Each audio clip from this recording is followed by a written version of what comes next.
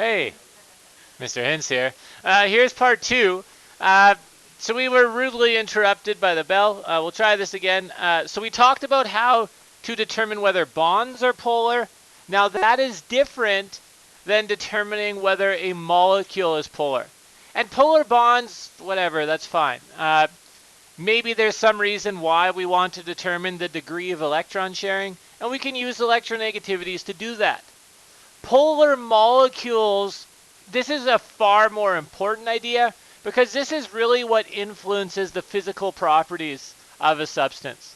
It's why water boils at 100 degrees and freezes at 0. It's why water floats when it's ice, but not when it's liquid. Uh, it's why water's wet. I don't know. Water's wet.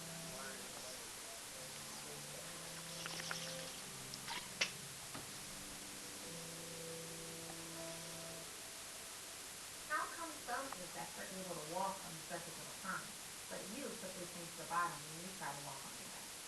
And why do lakes freeze from the top down in winter? In a word, the answer to all of these questions is polarity.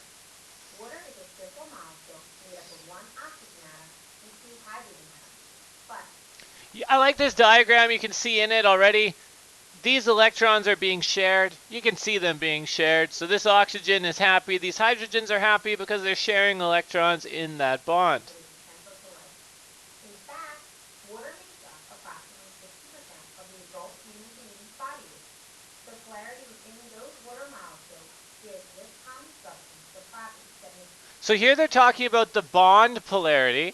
So we have in these bonds, these are polar covalent bonds where the oxygen is more electronegative, so it's slightly negative. And then these ones are slightly positive. But water's special because it's actually made up of hydrogen. So it is polar, but it is special because it's made up of hydrogen and oxygen. Oxygen has these lone pairs of electrons. So that makes it actually pretty negative on that side of the molecule because not only are these electrons in the bonds closer to the oxygen, it also has these lone pairs. Hydrogen is actually pretty positive because all we're left with is this nucleus. These electrons, once they're shared in this bond, there's nothing else negative in this region. Engineering and electricity. Polarity refers to the unequal sharing of electrons within a molecule. For water, the bonding between an oxygen atom and two hydrogen atoms within a single water molecule is like a tug of war between a big, strong football player and a cute little toddler. So here's oxygen, right? Oxygen, Audric Little. Here is hydrogen, Preston. So we have, I'm kidding, other way around. So here's Preston, big, strong football player, and then Audric, where those electrons are pulled more towards that big, strong oxygen. Oxygen is a larger atom with more protons in its nucleus than hydrogen. These positive charges are like a person's physical strength.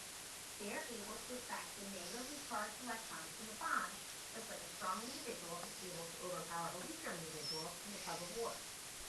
So, oxygen is able to attract more than its fair share of electrons. Because hydrogen is smaller and has less strength, or fewer protons, it loses the tug of war and attracts fewer than its fair share of electrons. So the oxygen and water behave as though it's negative, and the hydrogens behave as though they're positive. The bonds within a single water molecule are called polar covalent bonds. Covalent means that the electrons are shared. But, as we just learned, polar means that these electrons are not shared equally. In water, the oxygen acts negative, and the hydrogen acts positive. Since negative and positive attract, that oxygen is attracted to the hydrogen atoms in the neighboring water molecules. A special type of bond forms between these water molecules known as a hydrogen bond. Hydrogen bonds don't just happen in water either. They can form between a water molecule and different substances that are polar or anonymous. Water's ability to stick to itself is called cohesion, while water's ability to stick to other substances is called adhesion. Now, think back to the initial question. First, why are some insects able to walk on water? Surface tension due to hydrogen bonding creates a thin film on the surface of water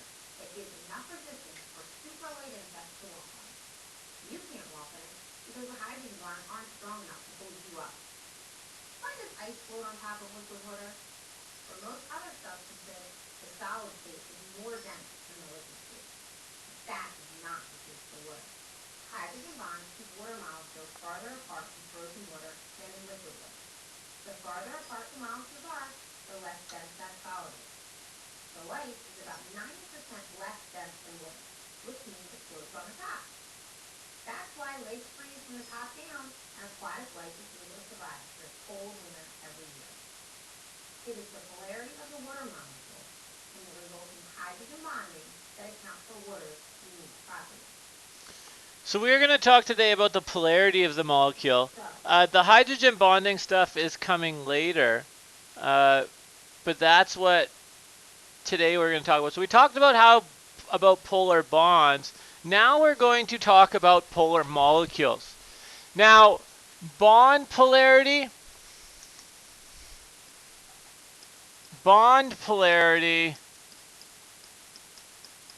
does not equal molecular polarity. It can play a role in it, but just because something has polar bonds does not mean that the molecule itself will be polar. For example, i.e., I can have something like a carbon-oxygen bond. We have already looked at that one. Carbon is,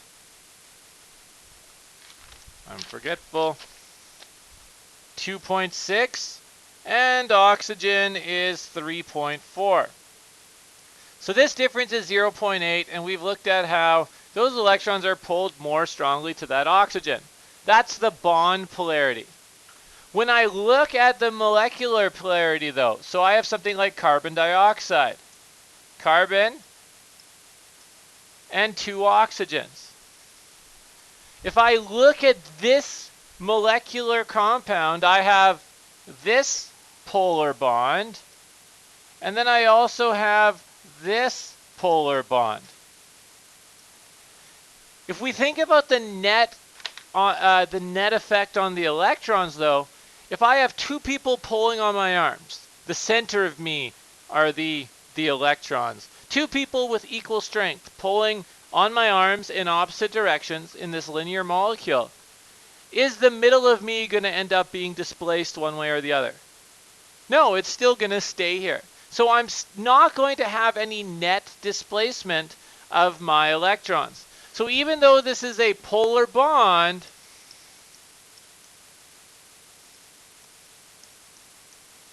this is a non-polar molecule.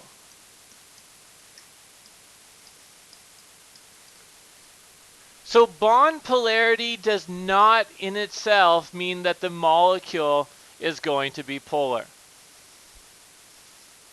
So a polar bond, we talked about before lunch. How do I analyze that? We're going to talk about how to analyze whether a molecule is non-polar or not. Or polar. Polar or non-polar.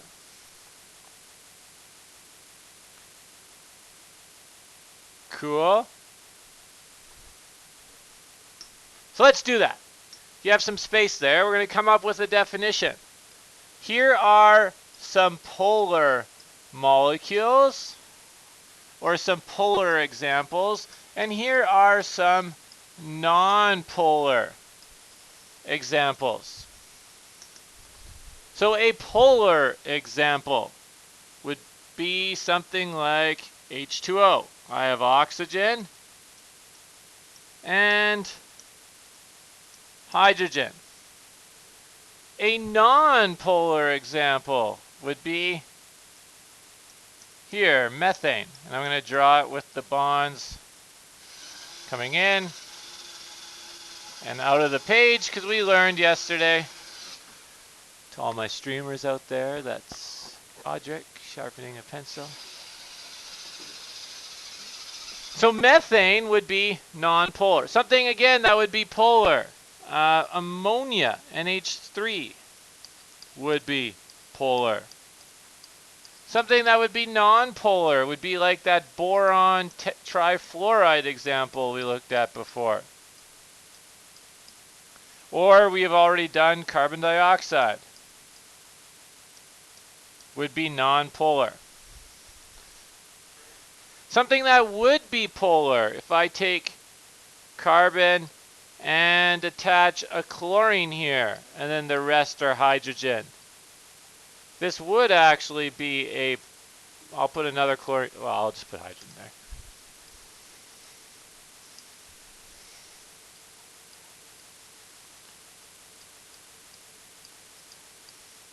So these are examples of polar molecules. Here's 3 of them. Here are 3 examples. I don't know why I drew carbon dioxide here. Here are 3 examples of nonpolar molecules. Now, when we look at these, so nonpolar or polar molecules usually have higher boiling points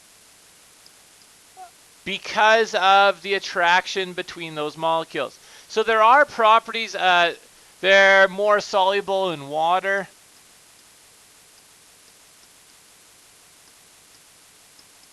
And we'll talk about this in the second half of the course. But there is a difference between polar and nonpolar molecules. So polar molecules usually have higher boiling points and they're more soluble in water.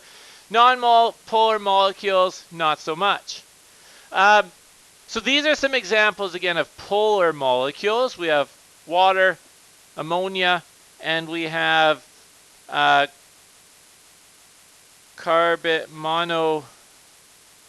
chlorine, chloromethane. Sorry, my brain stopped. Chloromethane, ammonia, water. Over here, nonpolar, we have methane, boron, trifluoride, and carbon dioxide. Try to come up with a rule or something you notice. 2 rules, actually, that we can come up with. What makes something polar as opposed to something being nonpolar? Okay, sure.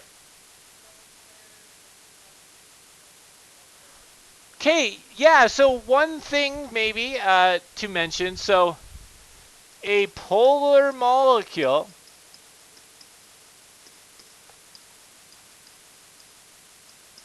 has, so number 1, do we agree with that rule that a polar molecule has maybe lone pairs?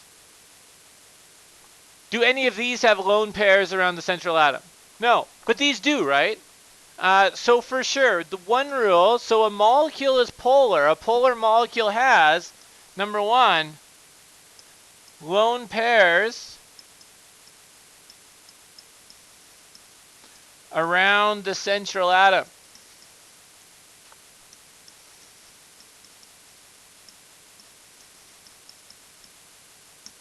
And there's really 2 that are like that, right? We have this AX2E2.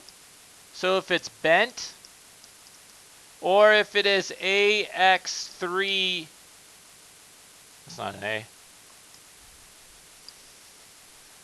AX3E, so if it's pyramidal. So if it's either of those shapes, it has a lone pair of electrons, that is going to make it a polar molecule. The fact that it has lone pairs of electrons means that there's a region in that molecule that has just electrons. And so that region with just electrons is slightly negative, just like we've done in our previous examples. If I were to look at these regions, right, this would be slightly negative, it would be slightly negative here, because there are lone pairs of electrons that are not paired up in bonds. So the fact that it has lone pairs makes it a polar molecule. What is a second rule?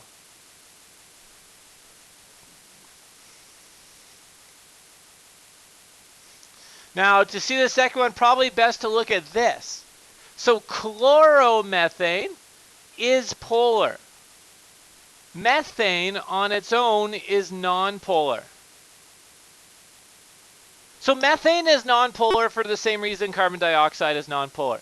And the same thing as boron, trifluoride. These are symmetrical molecules. So they do have polar bonds. But when I add these polar bonds together, I get 0. Right? When I add all these polar bonds, 1, 2, 3, when I add all those together, I get 0. So when I take all of these polar bonds and add them together, I don't know if you learned that if you're taking physics 20, you talk about adding vectors together, tip to tail. So this vectors have both direction and magnitude, and there's very specific mathematical processes to analyze them. Basically, we add them tip to tail, and our answer is how far we are from the start. But if we were to take all of these polar bonds and add them together, we end up where we started, because they're symmetrical molecules, and so there's no displacement, they're nonpolar molecules.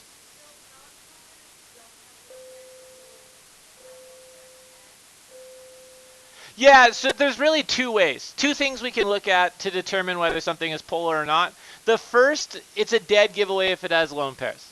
If there's lone pairs ever on the central atom, it's guaranteed to be a polar molecule. Now, we can have things that don't have lone pairs and are still polar, which is the second rule. So if we look at this and this, what's the difference? A chlorine. Right, chlorine is not the same as these hydrogens. Right, if I take all of these hydrogen, I'm going to add them as a square, which is not really what's happening, but we called it a square yesterday. So if I take all of these and we assume they're all the same strength and I add them together, again, I get 0. Because all of these hydrogens have the exact same strength. If I were to take this one though, so I take this hydrogen, and this hydrogen, and this hydrogen. But then all of a sudden I look at this chlorine, which has a bigger electronegativity. That bond is a little bit more polar covalent. So now I'm actually I'm left with a little bit left over from where I started. So this becomes a polar molecule. What? Yeah. I am adding them together, still getting 0. Vectors. It's an imaginary land. I call it vector land in physics 20. Because it's a beautiful place where everything has direction and magnitude. And when we add things together in vector land, it's not just this plus this plus this gives us a number. We have to literally add arrows together. Always tip to tail. If we have a piece of graph paper, it works great because then we can draw them to scale.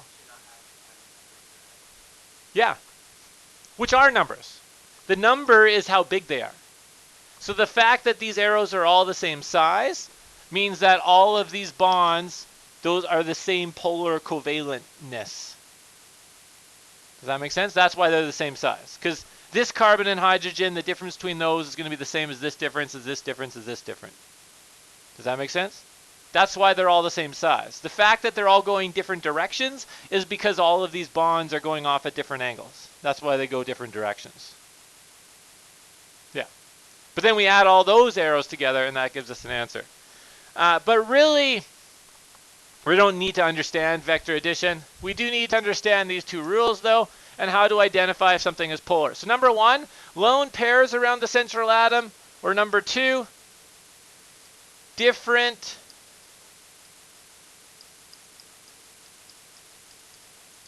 what? Atoms, yeah, I think electronegativities. Electronegative, oh, that's a long word. I should have did atoms. Different electronegativities around the central atom.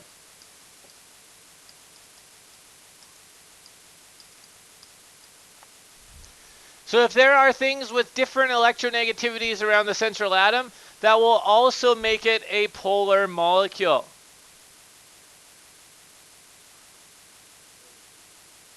So there's two things to look at to determine whether that molecule is polar or not. And the reason why it's important is because molecules that are polar are going to have higher boiling points and be more soluble in water. We look at the molecule, we look at that central atom. If I see lone pairs, check, it's polar. If I don't see lone pairs and I look and there's something with a different electronegativity bonded to that central atom, check, it's polar. Those are the only two checks we need to make. But if we look at the molecule and those things are met, then it's a polar molecule.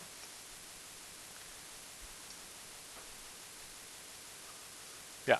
And just like for an example for this last one, so like CH4, so methane, again, is,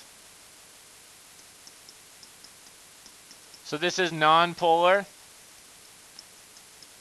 But if I were to replace one of these hydrogens with something with a different electronegativity,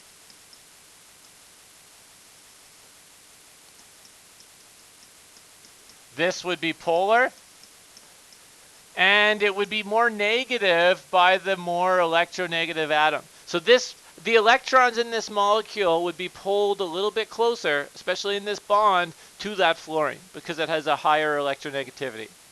So this would be slightly more negative on that side of the molecule. Another example we said that was nonpolar was this boron trifluoride.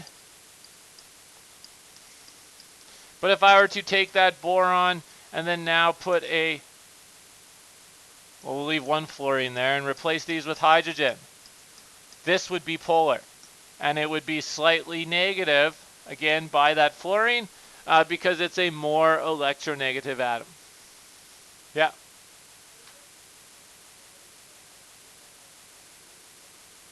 Yeah, that's what would make it polar. Yeah. Yeah, so that would still be polar. Yeah, so good question. If I were to take, I'll just get rid of these. They're taking up space. So another example of something that would be polar, yeah, so if I had carbon here with 2 chlorines and then 2 hydrogens. So even though that looks like it's polar, that it's symmetrical, it's not. Because if we think about that molecule, one here, here's that one, here's the other chlorine here, here's the one hydrogen there, and then the other hydrogen there. So here's our molecule. These two bonds are more electronegative. So if I'm pulling harder on this leg and this arm, I'm going to move this way more. So even though it looks like it's symmetrical, it's not. Really, if there's things with different anythings, like 1, 2, or 3, as long as they're not all the same, it's going to be a polar molecule. Questions? Everyone's looking at me blankly for anyone tuning in on the recording. Because you're bored. You're like, Mr. Hintz, this is easy? Yeah. Okay. What? No, I'm just recording it. So this is a pretty big idea because, again, the whole second half of the unit, we're going to look at this stuff. We're going to look at physical properties. And the way that we determine these physical properties is we determine the shapes, which allows us to determine whether the molecule is polar or not. And then based off of whether it's polar or not, we can classify the types of attractions between the different molecules. So this is an important step. We need to know whether a molecule is polar or not. This is also something that when we go into Chem 30, it's like half the unit in organic chem is looking at molecules and saying, is that going to be polar or non-polar? So this is something that we continue to use at the next level. Whereas like the stoic, which we get tested on lots, is like 2 questions in Chem 30. This is probably like 6. But, okay, so that's kind of the idea. You have some more questions there. The other thing you have is this worksheet that you got yesterday, where we did the first 3 columns. Now do you know what the last column's asking? You look at the diagram and you say polar or non-polar. So it is polar if there are lone pairs around the central atom, or there's different electronegativities around the central atom. If it meets any of those 2 criteria, it is a polar molecule.